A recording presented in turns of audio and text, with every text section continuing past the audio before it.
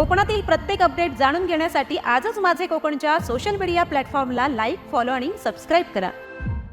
रायगड जिल्ह्यातील अलिबाग तालुक्यातील आग्राव गावात गुढीपाडव्याच्या दुसऱ्या दिवशी पारंपरिक शिडाच्या होड्यांची थरारक शर्यत रंगली।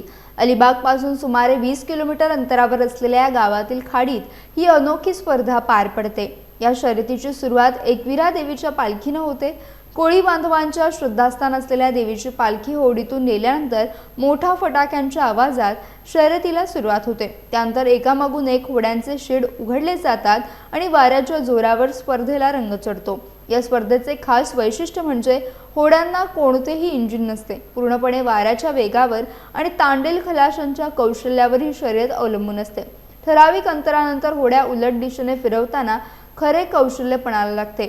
काही वेळा होडी उलटण्याचा धोका असतो तर खलाशी पाण्यात उडी मारून होडी सावरण्याचा प्रयत्न करतात। या शर्यतीत 50हून अधिक होड्यांनी सहभाग घेतला। प्रत्येक होडीत 35 ते 40 युवक सहभागी झाले होते। हा थरार पाहण्यासाठी मुंबई पुण्यासह दूरवरून हजारो नागरिकांनी खाडी काठावर गर्दी केली।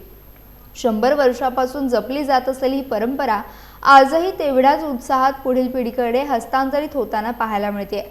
या अनोख्या स्पर्धेमुळे पर्यटनाला मोठी चालना मिळू शकते। त्यामुळे शासनाने याकडे विशेष लक्ष देण्याची मागणी स्थानिकांकडून करण्यात येते आहे।